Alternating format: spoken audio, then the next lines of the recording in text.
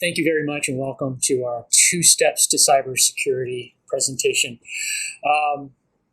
This seems a little simplistic, right? Who can do cybersecurity in two steps? Well, they're really frameworks rather than steps, but let's put some context around this. So why are we here? Last year we saw a lot of headlines about cybersecurity events in the news. It's not why we're here. We don't like scareware. We don't like to chase headlines. This is real, but what we want to do is get ahead of these headlines. So why are we here? Why are we really here?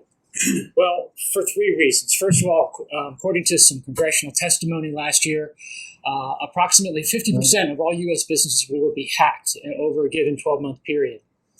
And a couple of years ago, John Chambers, famous CEO of Cisco, famously said, there are 2 types of companies: those that have been hacked and those that don't know that they've been hacked. So over the course of that 12-month period, 50% of you will experience an event, whether you know it or not. But the real reason why we're here is that last bullet. According to Ernst & Young, 87% of U.S. CEOs don't have faith in their cybersecurity posture. We want to fix that. And we want to fix that through a framework. When we meet with customers, and we have about 200 IT leader meetings every month at ARG, our customers fall into 2 segments, largely, and on 2 ends of the cybersecurity spectrum. There are those that have a basic implementation, typically managed by their MSP, and there's a lot of trust that it's working as advertised. Not a lot of testing. As long as nothing happens, nothing bad happens, they feel secure. And then there's, on the other end of the spectrum, there are those who have invested heavily in their security posture. They might be managing 5, 6, 7, or I've even heard of 8 different security solutions in-house, trying to cobble together these different solutions into a security fabric, and they're doing it with their own teams typically. And sometimes they buy additional solutions to help manage all those solutions that they purchased. But what they experience is quite simply exhaustion. Their security posture is being compromised not because of lack of solutions, but lack of attention because they simply can't keep up with the environment. So we want to address both of those segments today.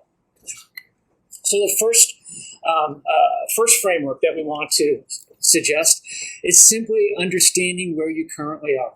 And that framework includes having a full spectrum of tests and assessments done to understand what might be currently happening on your network and where your exposures are, where your gaps are. Then taking those gaps, mapping them out, building priorities that align with the larger business priorities, and then moving forward with confidence with a roadmap, if you will, to put forward a security framework that really addresses your particular business needs. Now, you can do this on your own. And these are the security solutions that ARG has access to through our portfolio, but this is a very small subset of what the universe looks like for security solutions. So how do you do this on your own? And that's the second step.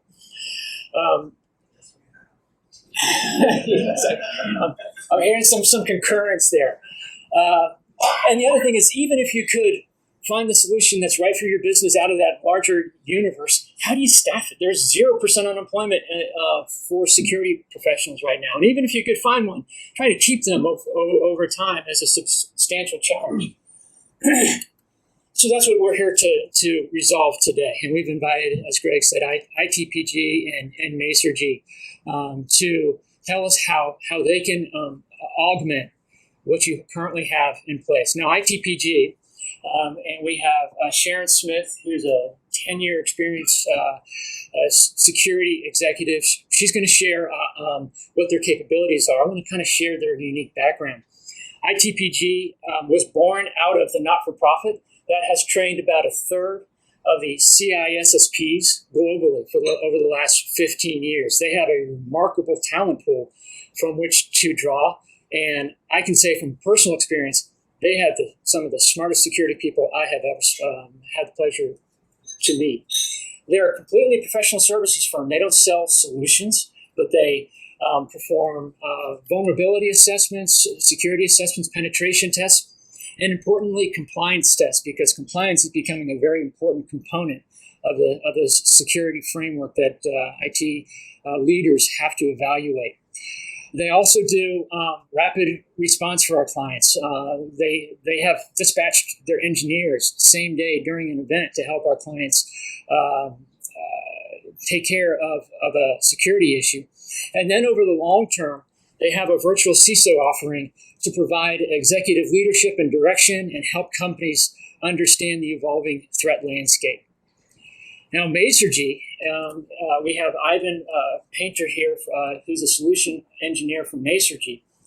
Masergy is on the other end of the spectrum.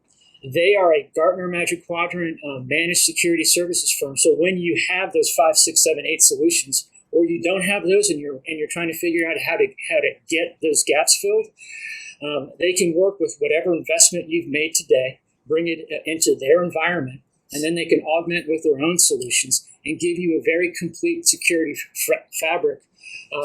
And that includes monitoring, management, and remediation should something happen. So at 2 o'clock in the morning, if an alert pops, you don't have to get your team out of bed and online to start managing. They do that around the clock. But I'll let Ivan describe their services in more detail. So those are the 2 steps. Understand where you are, build a plan, and then manage the framework that you think you need to assist your organization. So with that, I'm going to turn it over to Sharon to talk us through that first phase. Thank you. How's everyone doing? Sliming this up a little bit. Come on. How's everyone doing? It's nice outside. It was really good. It was. It's nice outside. We don't have any weather events. Before we kick this off, I do want to bring Marc Thompson up from ITPG to give a little bit of history. He's been with the company from the very beginning. So Marc, come on up. Let me do this. People can see your name at least. Thanks, Sharon. You're welcome. I promise I will be very brief. I wanted to just give some fun anecdotes about ITPG and how we came about it.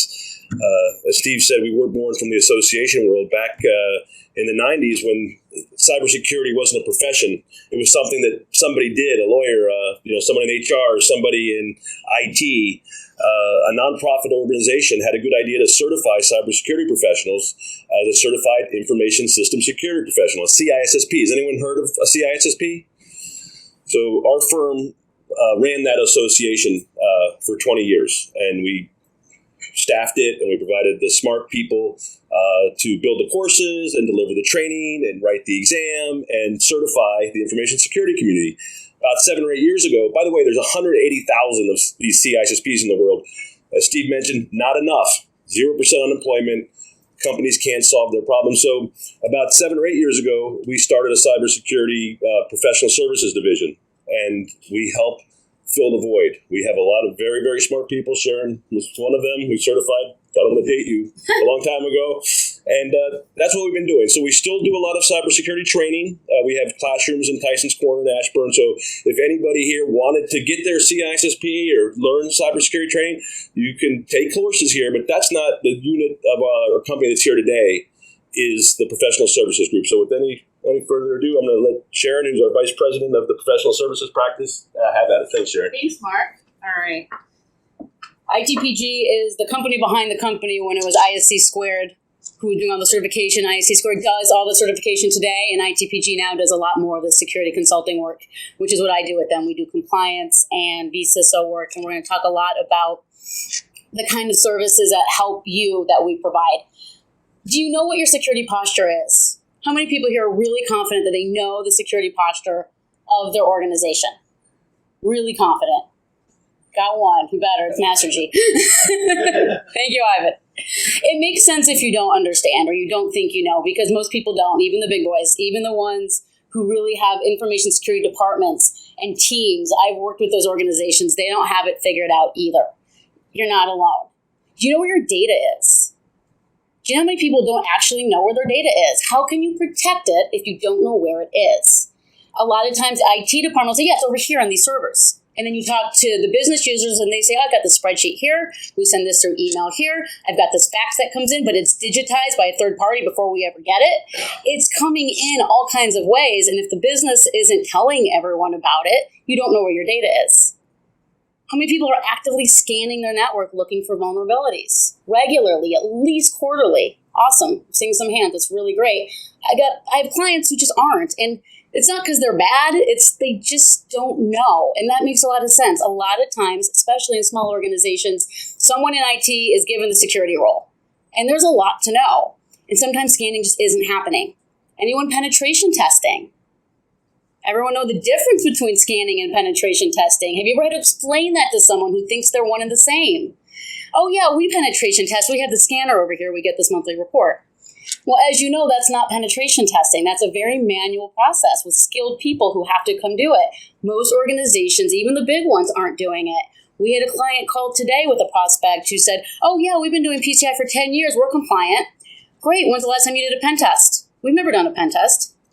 Hate to break the news to you. You're not compliant. And that's just them not understanding. It's a lot of complexity. How many people are on the hook for some acronym? There's alphabet soup. I don't even have them all up here, right? Anybody in the room not on the hook for some form of compliance or regulation? It's an easier question to ask. Everybody probably has something they have to deal with. Government, commercial, healthcare. It can be really confusing. It can leave you feeling a little bit like this some days. Just, where do I start? What do I do next? It's confusing. I don't know what to do. And that's true if you don't have a department. It's especially true if it's you and one other person, which small organizations might be 2 people, and an outsourced shop doing a lot of work that you put your trust into, and you don't know how to answer the security questions because you just think everyone's doing it for you. It depends on what services you've bought from that third party. Sometimes they have a service that's a security offering. Sometimes they have a base offering. And you really have to know what questions to ask.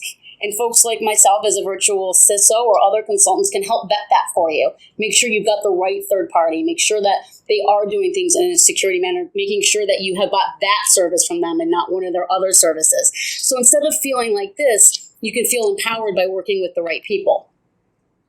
And I know the people in the room know that security is important. You wouldn't be here otherwise. I don't think you're here just for dinner. It's a nice benefit, but I really believe that you in the room believe in security. But does your executive team understand and believe in security? Are you constantly fighting for budget? Are they telling you that we can't spend more on that? Or they think it's a function of IT when really security is a function of the entire business because you can't secure the data if the business is putting it in a spreadsheet. You can't secure the data if they stand up a web server they don't tell you about. Or the developers aren't going to put security in if they're not told to. Developers follow system requirements and development plans. They don't just say, hey, what about security? Unless they're a security-minded organization. You have to have a security-minded organization, but if the executives don't understand, you are oftentimes feeling like it's just you out against the world. And you know it's important, but you don't always know where to start. There's so many things to think about. And maybe you don't have the resources. How many people here have enough resources, enough people, enough time, enough budget? Those are all resources to get it done. You know it's important, but not everyone else does. And this is really regardless of the size of your organization. Small companies really feel the pain because it might only be a few people in the department. Large companies can feel it too. So if you're big or small, just know, A, you're not alone. Everyone in the room is probably feeling the pain. And it doesn't really matter your industry or your size. This is not easy. But that's why we're here, and that's why we exist. We really prefer to help our clients before they need us, as in proactively, to come in and help you understand your vulnerabilities. Where are the challenges? What is the data flow? Where is the data? I spent almost 10 years in the payment card industry assessing clients, very large multinational clients, and some smaller folks too, but understanding where the data is. And they always think they know where it is, but they never have it documented. And so there's a lot of meetings I have to have before I can piecemeal it all together for them. And then I give them the picture and say, here's where your data is and how it flows. And they go, oh, this is great. They didn't know. They often don't know. We want to help with those vulnerability assessments, whether it's scanning and actually finding technical vulnerabilities, or whether it's having those conversations to say, that's a vulnerability to have that data in that database over on that part of your network. It's not secured. Application security assessments. How many people have been breached, not you in the room, that's not the question, but out there because of an application vulnerability in a web app? There's been a lot of vulnerability breaches that have been based on SQL injection or some kind of cross-site scripting or something happening in a website that someone developed that has never heard of OWASP, that has never heard of CERT, that's never heard of security.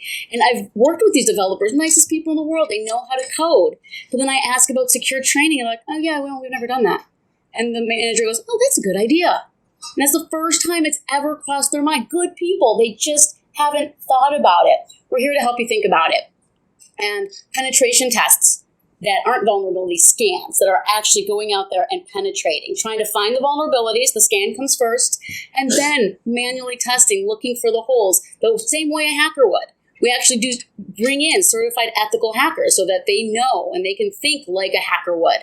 And they can go out there and they can get into the network, hopefully, the same way before the hacker. You know, you want the good guys to get in before anybody else does. And if they can get in, it's just a matter of time. And then, of course, the security posture and risk assessments, and piece I didn't actually put up here, is compliance. Compliance is what we do a lot because compliance often drives security. When you're trying to figure out how am I going to get that budget, if you have a compliance requirement, you may be fined if you're not compliant. You may lose that government contract. There may be something that's pretty big that the executive team can understand.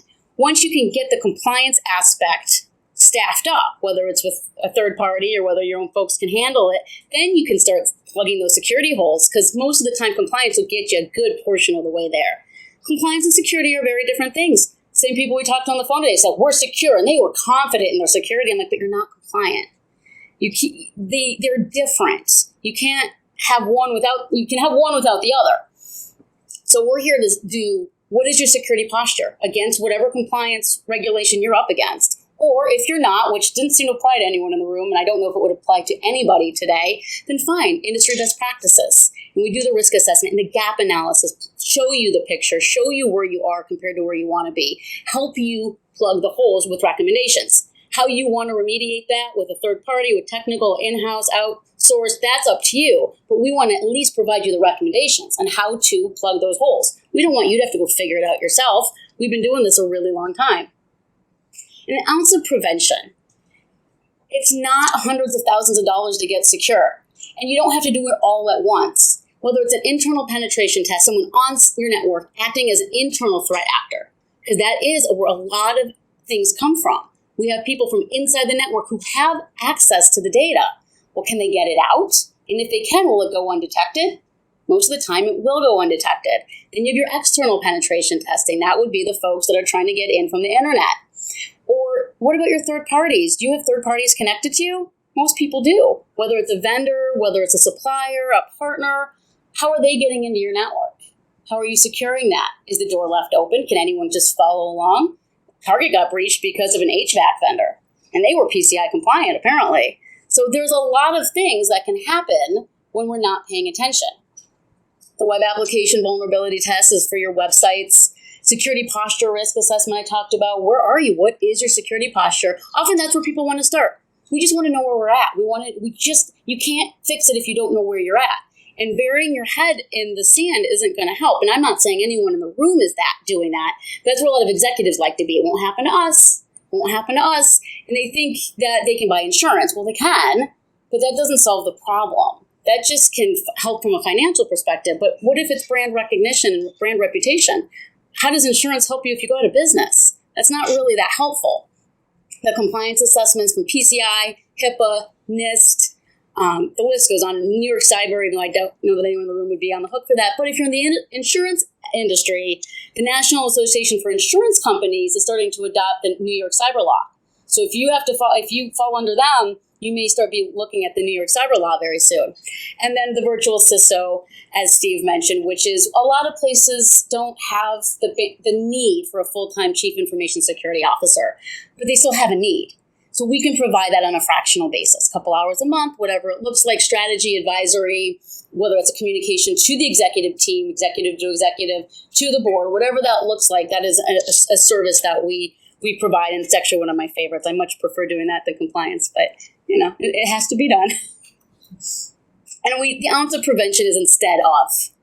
incident response. Sure, we can come in after the fact. We will. We do. We get calls from ARG, from clients that say, something's wrong. This is not right. We need to fix this. And we show up quickly. And there's a price tag that goes along with that. And we can come in and we can try and fix it and find out what it is and figure it out and get it figured out and fixed. But I would much rather be there with you before that happens. That is not where you want to be. That is where nobody wants to be. You always want to be on the proactive side of things when possible. And if you have management and leadership that just doesn't get it, this might be what brings it to their attention when this happens. Because as Steve mentioned, if 50% of all organizations are going to have been breached, and you may not even know about it, at some point, you got to do incident response. Do you have an incident response plan? Do you have a company on retainer who you can call and you don't have to worry about signing contracts at the last minute while you're still worrying about, oh my gosh, am I going to someone have a job tomorrow? It's scary. But it doesn't have to be scary to start. It's really, really simple. First thing we would want to do is identify what compliance requirements you're up against, what you've done with it before, and really start with conducting that baseline assessment. We call it a gap assessment most of the time because that's what we're trying to figure out. Where are we today? Where do we need to be somewhere tomorrow, down the future? And what are the gaps in between so that we can fill them? Determine those gaps, identify the remediation requirements, prioritize that so that you can give that to management. We can prioritize it for you. And then you start to implement the remediation one thing at a time, with or without us, but that's how you start. And normally it really does start with a call about compliance, even though if you're looking for just plain, we want to be secure, we don't have compliance requirements, great, we'll talk about security. But that's really kind of the basic of how you get started. It's not complicated. You saw the ounce of prevention slide. It doesn't have to cost a lot, but it's worth the peace of mind to know where the gaps are. Because you can't fix them if you don't know about them. Good afternoon, everybody. My name is Ivan Painter. I'm with Matrix Telecommunications or Matrix Communications. I've been fortunate enough to been doing this for, I say, some 25 plus years, but it's probably been longer than that. Anybody ever remember a company by the name of MCI? Hands? That's where I started this thing. So, kind of tripped Ross along, found Bernie Ebners, was rich man, poor man, and I watch him in jail every day. So here we go. So quick agenda, we're going to talk about Matrix, some of the fundamentals. We'll just go over some stuff. Obviously, this is, I'm supposed to stand over here. I'll go through it. Matrix was founded in 2000. The company itself was truly based off of a greenfield network. We have one of the largest ubiquitous networks in the world. It is purely absolutely clean. Every single pop is built exactly like each other. We're not really here to talk about that, but this is a corporate deck, and I'm going to tell you these wonderful things. We are owned by Berkshire Partners, not Berkshire Hathaway, but it's close. They're out of Boston. We were recently purchased, and they put a lot of money into our company. Our global platform, we have 3 legs and only 3 things, and we do them all very well. We do networking, very clean, very substantial. We do voice, and obviously we do security as well. We are in 85 different countries, and we have a 99% customer retention rate. Doug Forrester, my partner in crime here, is in the back, and he'll be glad to give you some more information about that. I'm simply just an engineer. I kind of design this stuff and can answer questions about that. Let me give you one answer real quick. I'm not contagious. I've got the very white voice right now because I had the bug, so don't worry about that. Effectively, the way you want to look at security nowadays is simply, back in the day, companies used to run their industries by having their own servers, having their own telecom infrastructure, having their own everything, and they had to maintain all of it. Now, with SaaS, everything is a service. You swipe a card and you own it. You have your voice. You have your everything in the cloud, and that's what we're doing with security at this point. We want you to run your business and allow my organization to monitor your network. I heard somebody mention MSSP, Managed Security Detection. Matrix is not. We are an MDR, and we are Managed Detection and Response. I'm supposed to go over here. The difference is simply, I'm not just taking in logs and looking at them, and that's a good thing, and we do a lot of that, but we're also very active. So I brought this slide up simply for the fact that we fit into the NIST framework. And what that states is that A lot of companies are doing the identification and the protection, and that's okay. But with all the framework that we have nowadays, you've got IoT, you've got mobile, you have a myriad of things. How many people have a cell phone on them? I saw one lady in the back, she's got 2 of them. There's no way to escape now. That's a security measure, so my work email is not on my personal phone. Because your personal phone is so risky. I might lose it. If you lose it, okay. I won't go into the new Android exploit that just came out today, or the new Apple exploit that was just there, or the new Microsoft that was just announced this morning. They're always there. There's no way we can stop that. This is where we have to be. You have to be in part of detection and response. And it's a thing called dwell time. And I want to get into it in a little bit, but simply for the fact that, just like what I stated before, it's not when, got to stand over here, you're going to be compromised. How fast can you detect that, and how fast can you eradicate it? And what's your message to your board? Are you solid? Or are you going to go down like Sony did, or Target, or Home Depot? So let's talk about doing it yourself for a minute. A really good slide here. At the end of the day, somebody's going to ask me, well, what's the cost? So make sure you comes in the front door at about $5K a month. Okay? It's a lot of money. But here's what I give you for $5,000 a month. I'm going to monitor everything that's on your network. So every single bit of raw packet data that comes through live on the wire, I'm going to look at. Okay? So I do have an appliance. I don't sell it. You rent it from me. It's mine. So I'm going to monitor everything that goes in that way. One. Then I'm also going to look at all of your logs. I'm going to pull down your SIM data. I have a vulnerability scanner as well. I use Saint for that. I have an IDS system. I use Terracotta for that.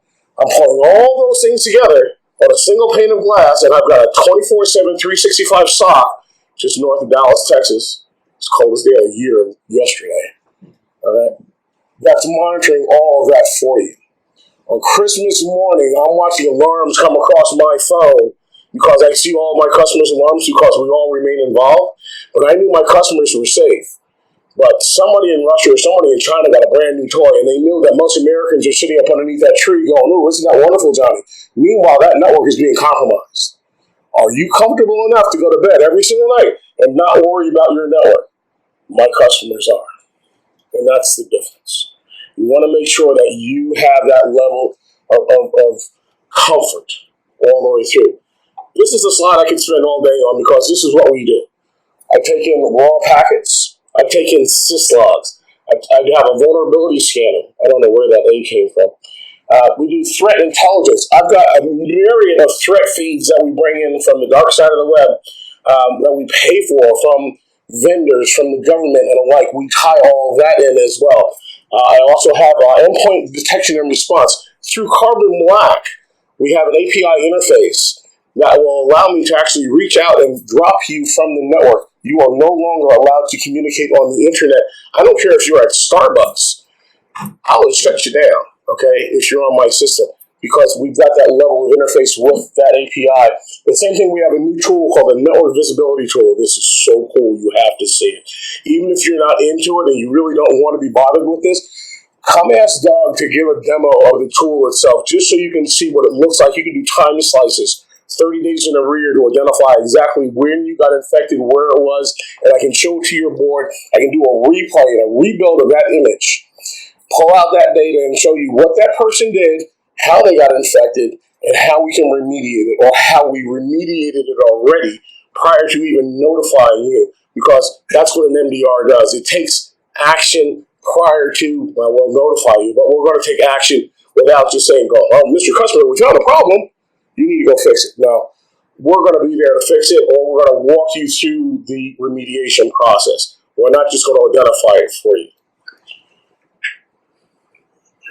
Thousands and billions of raw events distilled all the way down to a few tickets. And that's what we're really going to do. Okay? Everything that you got coming into your network, everything generates a log, right? So who's looking at those logs? You guys looking at logs? Who's looking at logs on a regular basis? Anybody have an IT team? You look at logs? I look at logs. Do you look at logs? Do you glean anything out of your logs? From what I can look, but I'm also writing policy, I'm also vetting technologies. There's the key. So I do a couple hours a day when I can. And all those hats that you wear, and where does security fall alongside of all those? That's a priority? Well, I'm the only dedicated security Exactly. Let me ask you a question. If you had somebody else doing this for you, and we could highlight the majors for you, the pinnacles of the events that you need to attack, would that be better for you? Be better suited? I'd be buying Christmas presents for you. I want a Tesla. Just saying. Come help me out. We'll talk. We'll talk. This is what we can do. I can do denial of service. I can do it. I can identify. I can probably do it too. I can identify denial of service ransomware. You name it, it's pretty much up there. At the end of the day, there's no magic bullet. We're not going to detect everything, but what we are going to do is I'm going to remove that amount of dwell time. I'm going to bring it down from months. 2 years they were compromised. 2 years. All right, for 1 year they knew about it. But for 2 years, for a year, they were compromised and didn't know. There's quite a few companies that are the same exact thing. I don't remember the name of the CEO. I'm supposed to stand over here. I don't remember the name of the CEO from Sony or the chief executive, but he said he would not spend $1 million on security back in 2007 to protect his industry. And he also bragged about having low quality of passwords to a compliancy officer. Well, lo and behold, I think today he would spend any amount of money to have that reversed. Because what was exfiltrated out of that company will never be put back in that box again. That genie has been opened, and it will never go back in. It has changed the industry tremendously. And that's really what we are here to do. We are here to protect what cannot be unprotected. Because once it's seen, it can't be unseen. And speaking of seen, that is one of my security operations centers. Actually, that's the same one. They're using one of our tools here where we can actually go back and look at it. But this is physically the SOC in Dallas, Texas, or just north of Dallas in Plano. If you're ever in the area, I love to give tours. It's a solid hit. It's something very impressive to see. You get to see the entire operation from soup to nuts. It is not smoke and mirrors. Everything that we do is extremely transparent. And the key here is if you're one of my clients, you get the same opportunity to use the same tools on your network. We don't move your information. We keep it at your site. My box is sitting there. You have access to it. You have full-blown rights to everything there. Take a look and see exactly what I'm looking at. But at the end of the day, my guys and one gal are going to be looking at all of your information 24/7, 365. And that's really what I'm going on here. That's the key. So how do we do it? So I don't sell equipment either. I have devices that are placed in your network. It's kind of a complicated deal where I can tell you about my ASM and all the different sensors that I have. Excuse me. At the end of the day, what I'm going to do is to place a device that's got a great deal of intelligence. It's a brain. It's a 2U device with multiple sensors in it at a key location in your network, right? I want to pull down information, your SIM data, my vulnerability scans. I want to run from that device, and I'm going to scan your network. I want to pull things back in. And I'm going to keep all that information that I glean from those raw packets that are going by at your key locations, not only east-west, but north-south too. So I'm looking inside to see who's violating policies, okay? So if you've got somebody that's going out to Facebook or going out doing something they shouldn't be doing, I can see that as well. Are they moving information to Dropbox? Are they exfiltrating information out to China or Russia? I can see that as well. That visibility I have as an MDR. I can give that to you. Not only that, but you can use my tool to troubleshoot your network. So if you're a network guy, I'm giving you multiple tools, not just for security. Part of this slide is I'm in the cloud all the way down to the desktop. And that's really what I'm trying to say here. So my phrase I was trying to coin is from client to cloud, but they didn't like it, so it is what it is. Yeah, mine kind of went quick compared to Stephanie. Not that she was longer because she was really good. But this is actually my last slide.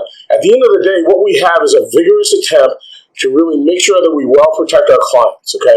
I have a high tenure of my analysts that are sitting in my SOC. They have been there for an extremely long period of time. We take very good care of them.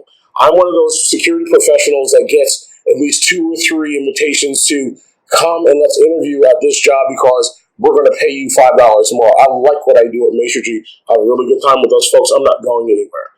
All right. You can't hire a security person and keep them long enough engaged to make sure that you're going to be able to do it yourself. You've got to get somebody else that's all that they do to really monitor and manage your network. You may not think you do, but sooner or later you will. Okay, it's something that's going to be required, so that way you can run your core competency, your business, versus managing a security network. Does it make sense? I think that's my last slide. Oh,